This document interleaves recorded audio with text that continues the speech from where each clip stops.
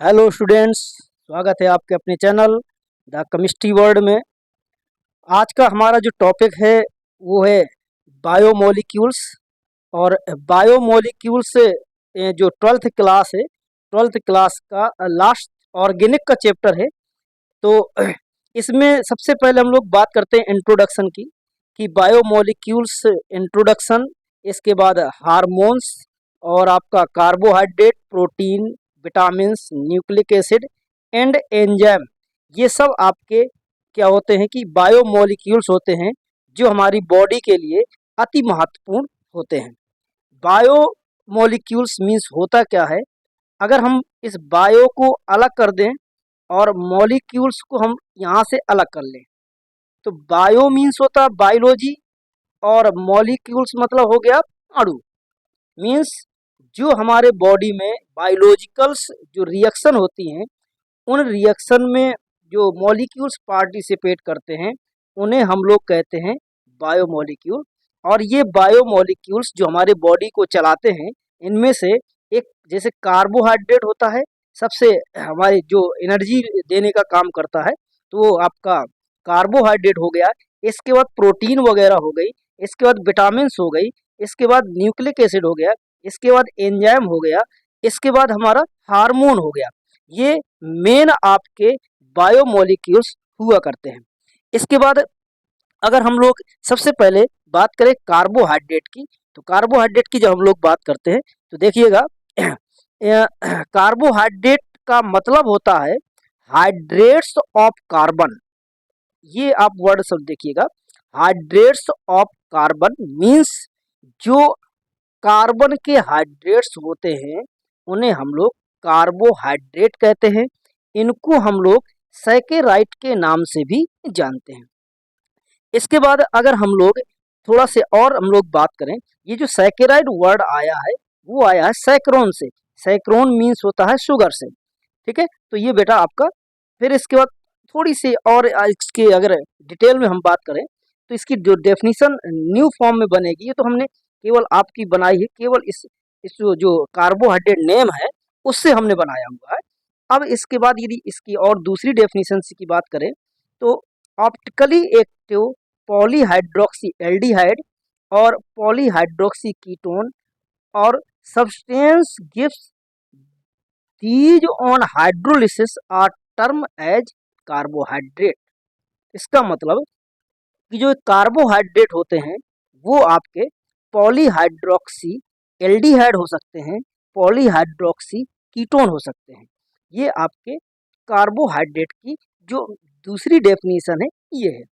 इसके बाद हम लोग यदि बात करते हैं तो कार्बोहाइड्रेट्स की क्लासिफिकेशन की जब हम लोग बात करते हैं तो कार्बोहाइड्रेट के क्लासिफिकेशन में एक होता है आपका मोनोसैकेराइड, एक होते हैं आपके ओलिगोसैकेराइड, एक होते हैं आपके पॉलीसैकेराइड।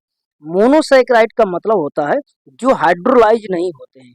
इट मीन्स ये आपके और स्मॉलेस्ट शुगर में या मोनोसैकेराइड में नहीं टूट सकते हैं। इसका मतलब जैसे इसमें आता है गैलेक्टोस, फ्रक्टोस, राइबोस, इसके बाद ग्लूकोस, ये सब आपके आ जाते हैं जो मोनोसैकेराइड होते हैं।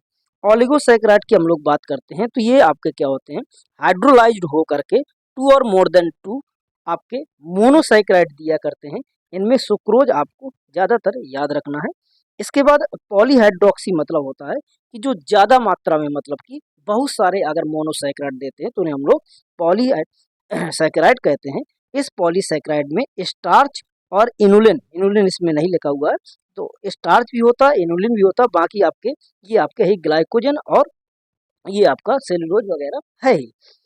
अब इसमें हम लोग अगर थोड़ा सा बात करें तो इनुलिन और स्टार्च का फार्मूला जो होता है वो आपका C6H10O5 का होल टाइम। यहाँ थोड़ा सा देखिएगा, मैं इसको थोड़ा सा यहाँ पर ले जाता हूँ। यहाँ C6H10O5 का होल आयन, यही आपका स्टार्च होता है और यही आपका इनुलिन होता है। दोनों ही आपके क्या होते हैं कि पॉलीसैकेराइड के ही एग्जाम्पल होते हैं। इसके बाद अगर हम लोग नेक्स्ट बात करें ग्लूकोस के बारे में, हम लोग अगर थोड़ा सा पढ़ें तो ग्लूकोस का जो मॉलिक्यूलर फार्मूला होता है C6H12O6 होता है।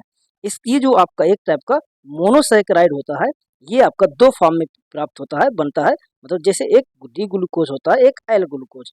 डी ग्लूकोज का मतलब होता है डेक्स्ट्रोरोटेटरी और एल ग्लूकोज का मतलब लिवोरोटेटरी। इसकी जो फिजिकल स्टेट होती है वो आपकी क्रिस्टलाइन सॉलिड होता है, आप लोगों ने देखा भी होगा। और ये कलरलेस होता है, मीन्स व्हाइट टाइप में होता है। इसका जो ऑर्डर होता है ऑर्डरलेस भी होता है और टेस्टलेस भी होता है। इसका मेल्टिंग पॉइंट जो होता है 146 होता है डिग्री सेल्सियस में। इसके बाद ये आपके सब स्ट्रक्चर बने हुए हैं ग्लूकोज के। ये आपका एक ओपन चैन है और ये आपके जो स्ट्रक्चर है ये आपका हेरोथ साइंटिस्ट ने ये दिया हुआ था। इसके बाद हम लोग इसके अगर केमिकल प्रॉपर्टीज की हम लोग बात करें तो ये आपका डी ग्लूकोज लिया हुआ है।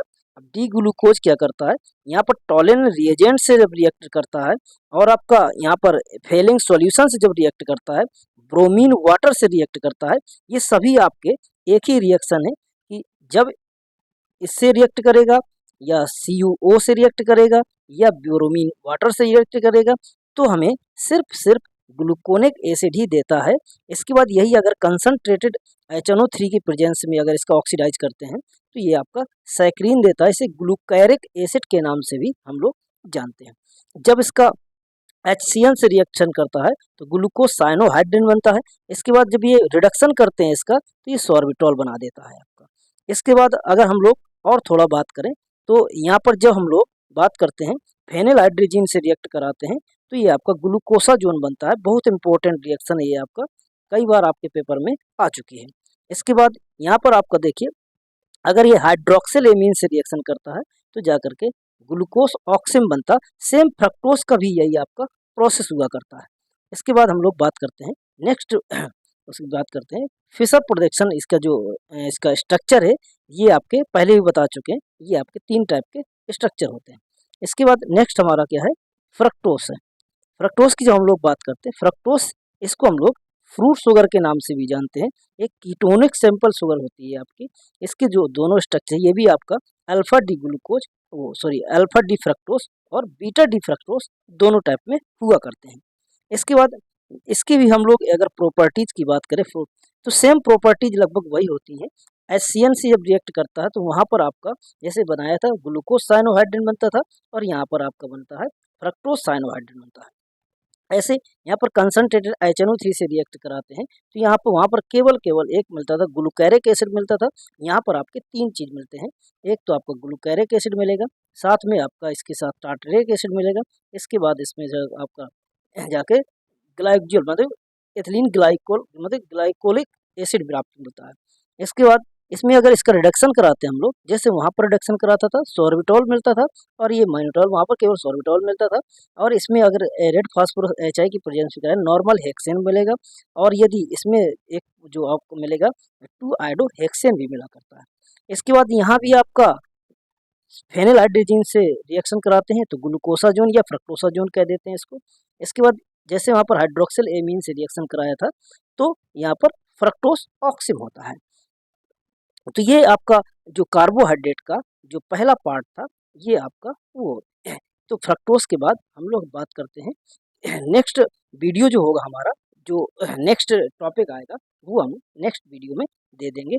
ये आपको कार्बोहाइड्रेट का वो शॉर्ट प्रोसेस है, जिनको भी CUT वगैरह एग्जाम देने हो तो वो आप इनसे आसानी से थोड़ा से डिस्क्रिप्शन के तौर पर इससे चैप्टर को पढ़ सकते हैं। जय हिंद, वंदे मातरम।